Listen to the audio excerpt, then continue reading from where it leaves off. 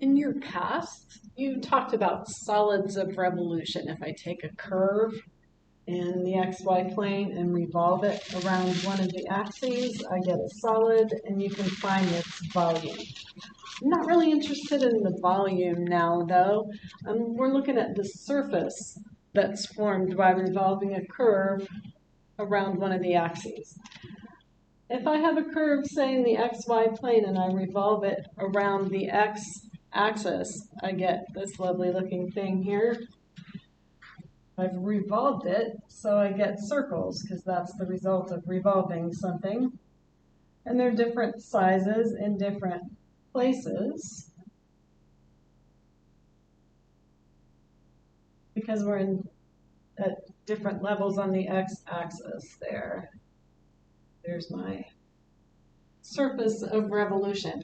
I might like to have an equation for that surface. Well, we're going to notice that the cross sections of the surface are all circles. And in this particular case, they're parallel to the YZ plane.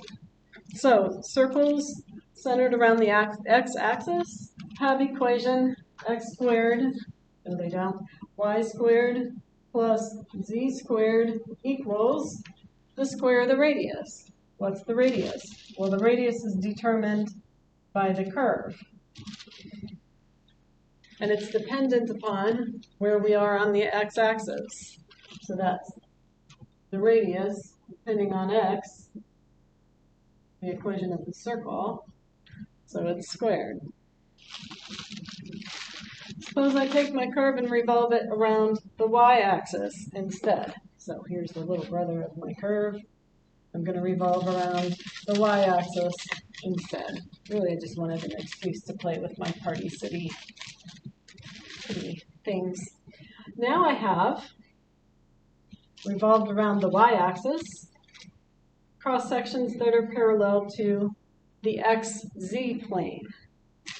Those circles are going to have equation then x squared plus z squared, and the radius is determined by where we are on the y-axis. Like that.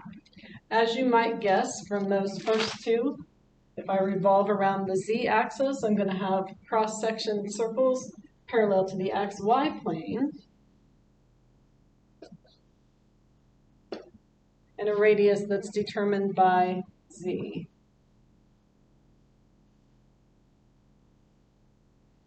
Those are my three possibilities revolving around the three axes.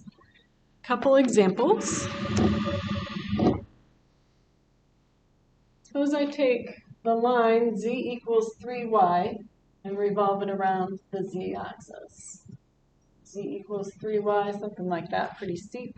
I revolve it around, you may see this coming. I'm going to get, it's actually a cone. My circle cross sections are parallel to the xy plane. So equation x squared plus y squared is equal to the square of the radius, which I need to say in terms of z. So I'm going to have to take my equation and solve for z. Square of the radius. There's the equation of that surface of revolution. Suppose I take the curve xy equals 2. So that's a hyperbola. We'll just look at the part in the first octant here. XY plane, the curve looks about like that. This is a fun one, or non-fun, depending who you are to draw.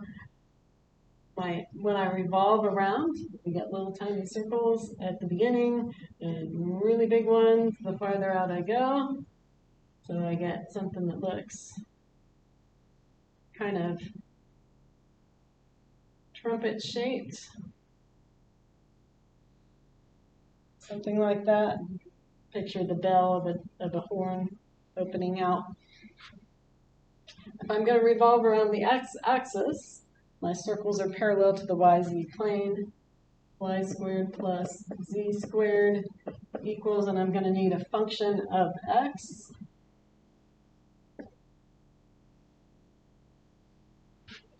Got 4 we're over, going to need a function of x, which that is not. That's a function of y. There, that's better. And there's the equation of that surface.